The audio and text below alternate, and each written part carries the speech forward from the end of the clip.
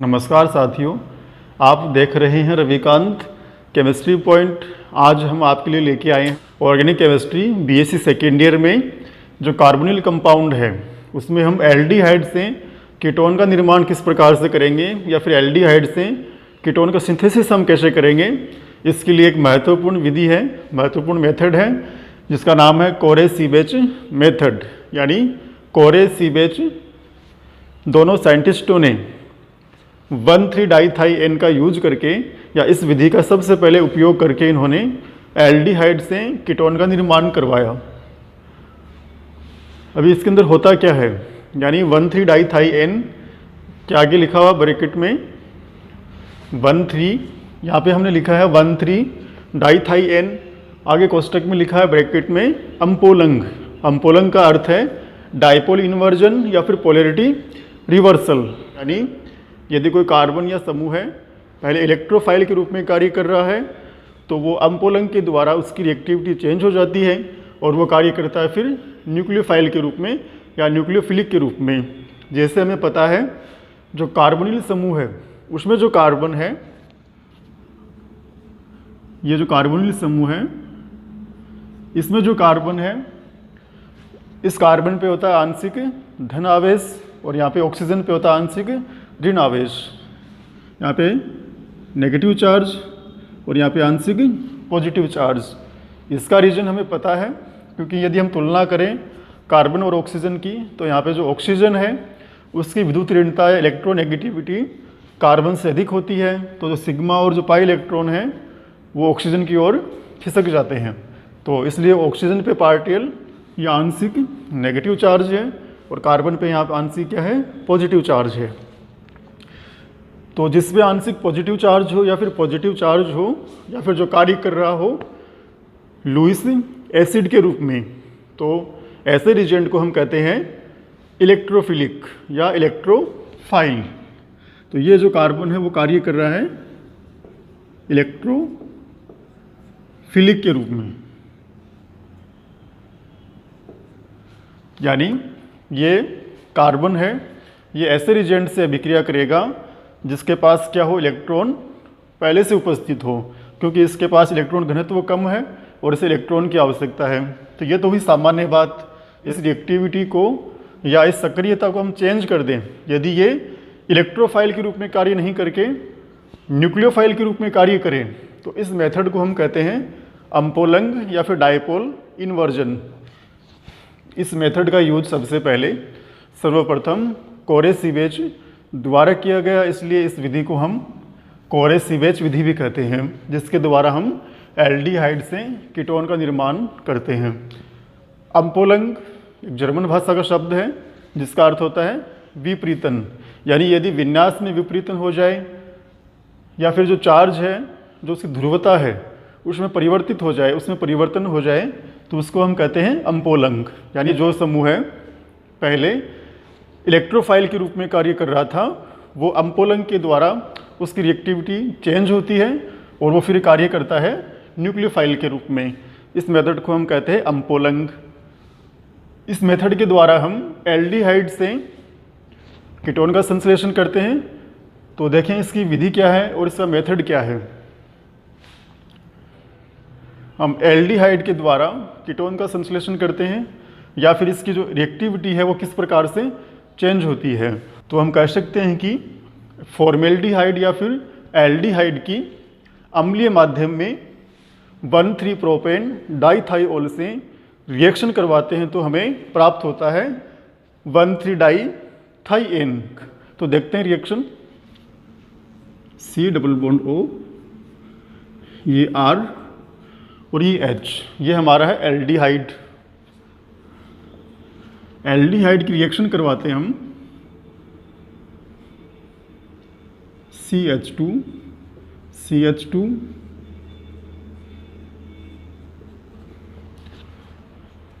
ये जो कार्बन इससे हमने 1 नंबर दिया, फिर 2 और ये 3, 1,3-प्रोपेन डाइथाइओल, 1,3-प्रोपेन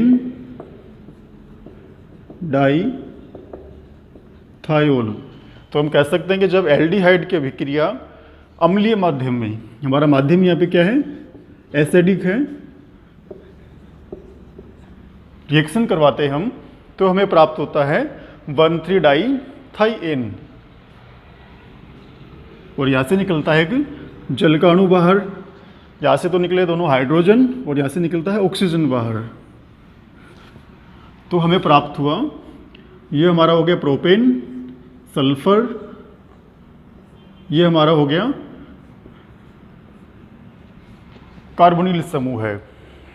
तो इसी को हम कहते हैं 1,3, यहाँ से हम नंबरिंग करेंगे 1, 2, 3, 4, 5 और 6।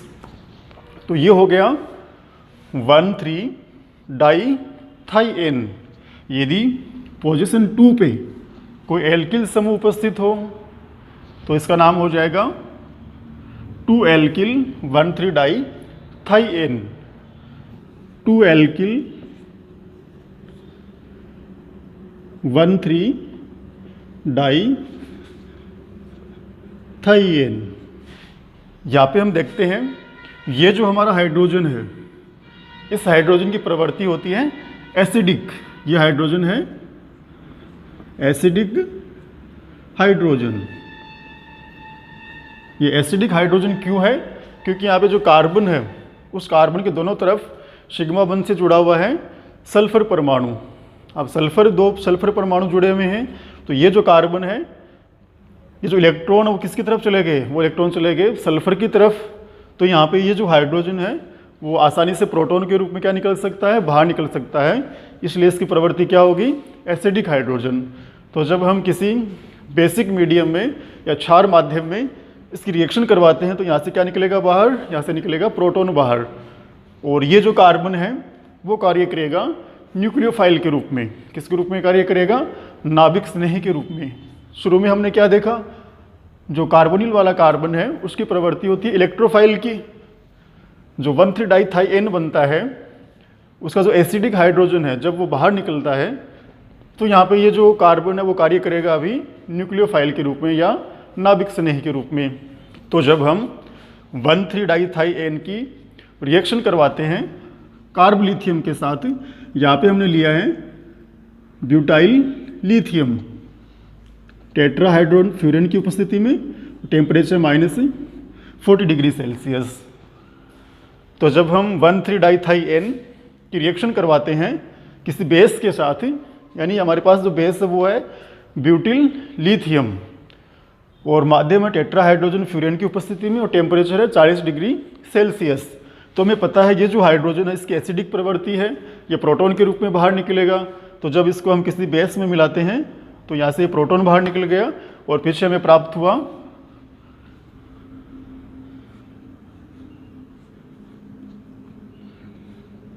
कार्बन।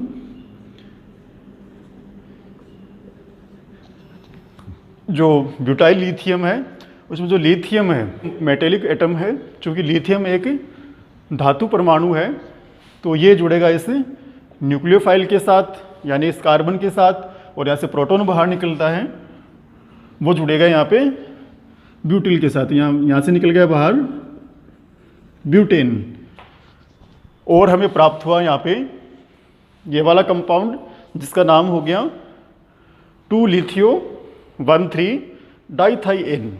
ये 1, 2, 3 2-एल्किल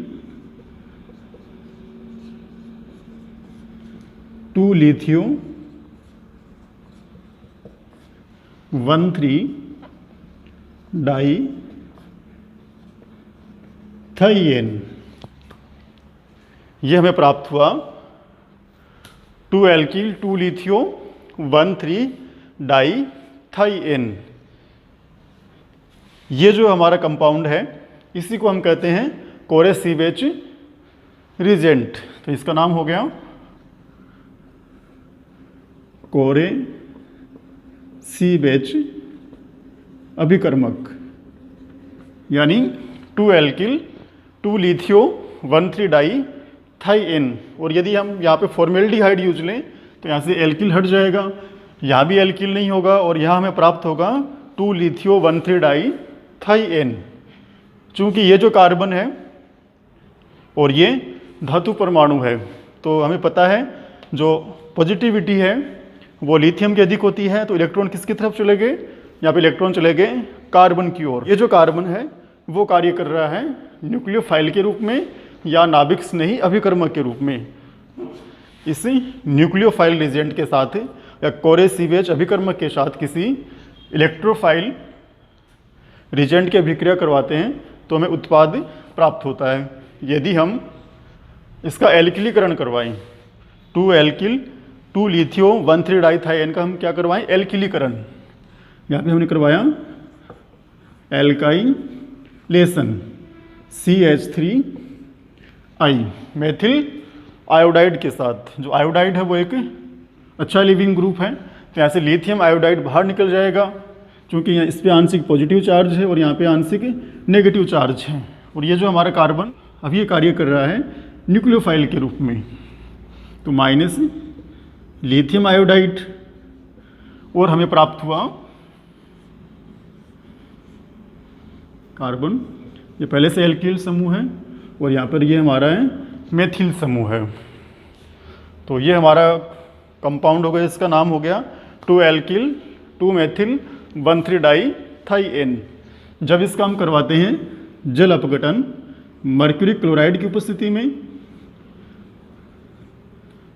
CH3CN के साथ, तो हाइड्रोलाइसिस द्वारा जल अपघटन द्वारा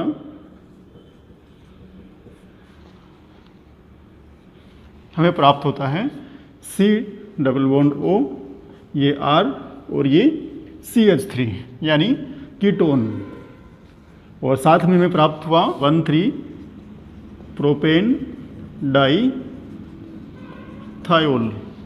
तो ये तो हुआ हमारा कोरे सीवेज मेथड। एक बार दोबारा देखते हैं हम। जो कार्बोनिल वाला कार्बन है उसकी प्रवृत्ति हमेशा होती है इलेक्ट्रोफाइल के रूप में, लेकिन जब इसकी रिएक्शन करवाते हैं हम अम्लीय माध्यम में 1,3 प्रोपेन डाइथायोल के साथ, तो हमें प्राप्त होता है 1,3 डाइथाइन।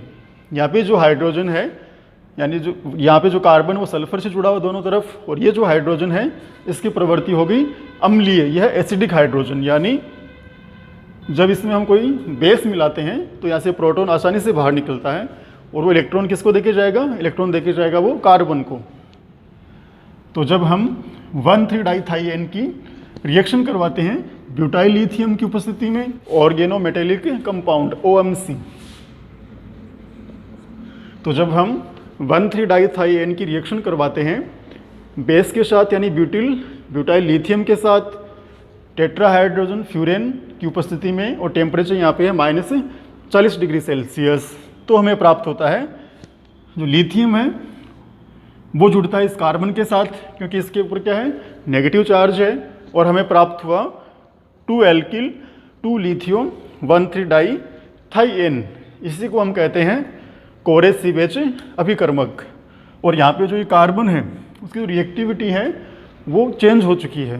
पहले इस पर यदि हम कार्बोनिल समूह में देखें ये कार्य कर रहा था इलेक्ट्रोफाइल के रूप में, और अभी ये कार्य करेगा न्यूक्लियोफाइल के रूप में। इसी घटना को हम कहते हैं अम्पोलंग या फिर डाइपोल इन्वर्जन। यहाँ पे इसका एल्काइलेशन करवाते हैं, यानी मेथिल आयोडाइड है, जो मेथिल है उस पर आंशिक पॉजिटिव चार्ज है और जो आयोडाइड है उस पर आंशिक नेगेटिव चार्ज है। तो जो मेथिल वो जुड़ेगा इस कार्बन के साथ, क्योंकि ये कार्बन कार्य कर रहा है यहाँ पे न्यूक्लियोफाइल के रूप में, और लिथियम आयोडाइड बाहर निकल गया, हमें प्राप्त हुआ ये 2 एल्किल 2 मेथिल 1,3 डाइथाइन। जब इसका हम करवाते हैं जलपघटन हाइड्रोलाइसिस, तब हमें प्राप्त हुआ हमारा उत्पाद कीटोन, और वापस हमें प्राप्त हो गया जो रिजेंट हमने काम में लिया था 1,3 प्रोपेन डाइथायोल।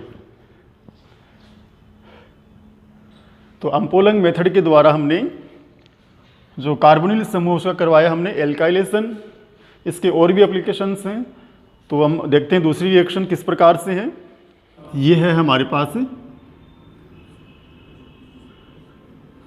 1,3 डाइथाइन।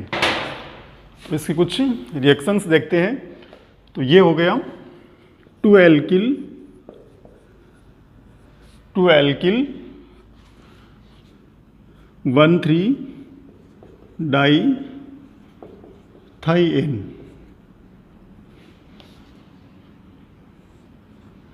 यहाँ पे जो हाइड्रोजन है उसकी प्रकृति है एसिडिक, ये प्रोटॉन के रूप में बाहर निकलता है और कार्बन को इलेक्ट्रॉन देके जाएगा। तो इसकी रिएक्शन करवाते हैं हम किसी बेस के साथ, ब्यूटाइल लिथियम के साथ। ये एक ऑर्गेनोमेटेलिक कंपाउंड है।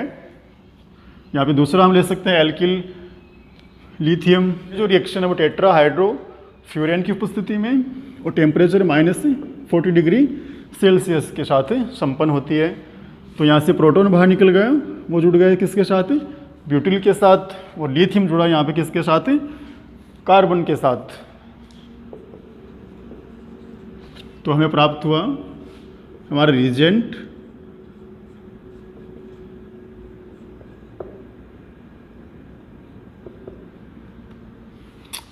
कोरे सीबेच रिएजेंट, या फिर इसे हम कहते हैं 2 एल्किल 2 लिथियो 1,3 डाई थाईएन। पहले हमने इसका एल्किलीकरण करवाया, अभी हम इसका किसी दूसरा विक्रमक के साथ रिएक्शन करवाते हैं। ये है हमारा साइक्लोहेक्सेनोन। पता है हमें ये जो कार्बोनिल वाला कार्बन, इस पे कौन सा चार्ज है, इस पे आंशिक धनावेश है और ऑक्सीजन पे आंशिक क्या है, ऋणावेश है।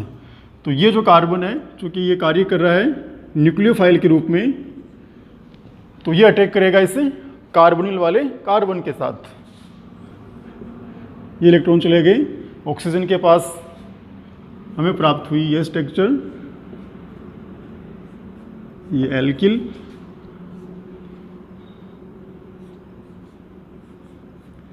ये O नेगेटिव और लिथियम पॉजिटिव। तो अभी इसका हम करवाएंगे जल अपघटन, हाइड्रोलाइसिस। वही मर्क्यूरी क्लोराइड और CH3CN की उपस्थिति में। तो हमें प्राप्त होगा ये डबल बॉन्ड O, ये एल्किल समूह है,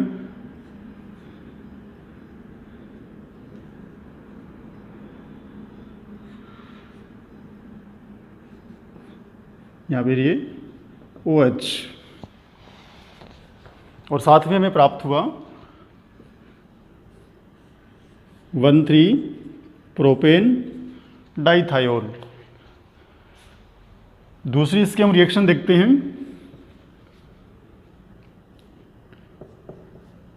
कार्बन डाइऑक्साइड के साथ, जिसमें जो कार्बन है उस पर आंशिक पॉजिटिव चार्ज है और जो ऑक्सीजन उन पे आंशिक क्या है, नेगेटिव चार्ज है। तो ये न्यूक्लियोफाइल के रूप में कार्य करता है और ये अटैक करेगा इस कार्बन के ऊपर।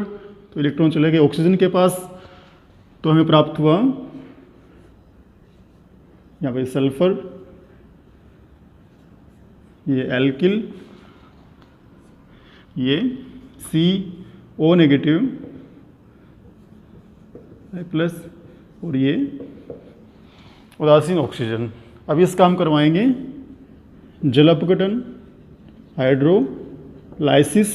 तब हमें प्राप्त हुआ, यहाँ पे ये टूटता है यहाँ से, ये C डबल बॉन्ड O, ये R, ये C, ये OH और ये डबल बॉन्ड O, साथ में 1,3 प्रोपेन डाइथायोल, और साथ में हमें प्राप्त हुआ 1,3 प्रोपेन डाइथायोल। तो ये हो गया कीटो एसिड। तो इसके बहुत सारे उपयोग हैं। जो अपोलंग मेथड है उसके द्वारा हम अलग अलग प्रकार के उत्पाद का निर्माण कर सकते हैं। एक हमने इसका एल्किलीकरण करवाया, दूसरी हमने इसकी रिएक्शन करवाई साइक्लिक कीटोन के साथ, तभी हमें ये उत्पाद प्राप्त हुआ जिसमें जो अल्फा कार्बन उस पर हाइड्रोक्सिल समूह उपस्थित है। इसकी रिएक्शन करवाई हमने CO2 के साथ, तभी हमें प्राप्त हुआ कीटो एसिड। ये है कोरे सीबेच विधि, यानी 1,3 डाइथाईएन के द्वारा हम जो कार्बोनिल वाला कार्बन है उसकी रिएक्टिविटी को हम चेंज करते हैं, उसकी रिएक्शन करवाते हैं हम 1,3 प्रोपेन डाइथाइओल के साथ अम्लीय माध्यम की उपस्थिति में, तब हमें प्राप्त होता है 1,3 डाइथाइन। इसमें जो हाइड्रोजन है वो एसिडिक प्रवृत्ति का है। इसकी जब हम 1,3 डाइथाइन की रिएक्शन करवाते हैं ब्यूटाइल लिथियम के साथ, तो यहाँ से ब्यूटेन बाहर निकलता है, ये प्रोटॉन बाहर निकला। अब हमें प्राप्त हुआ यहाँ पे हमारा रिजेंट 2 एल्किल या फिर 2 लिथियो 1,3 डाइथाइन। यहाँ पे ये जो कार्बन, अब इसकी रिएक्टिविटी चेंज है। पहले इसकी रिएक्टिविटी थी कार्बोनिल समूह में इलेक्ट्रोफिलिक के रूप में, अभी ये कार्य कर रहा है न्यूक्लियोफाइल के रूप में। ये हुआ हमारा अम्पोलंग मेथड 1,3 डाइथाइन या फिर डाइपोल इन्वर्जन या फिर पोलैरिटी रिवर्सल। वीडियो लास्ट तक देखने के लिए आपका धन्यवाद। आप वीडियो को लाइक कीजिए, शेयर कीजिए और जो हमारा चैनल है रविकांत केमिस्ट्री पॉइंट उसे सब्सक्राइब कीजिए। Thank you.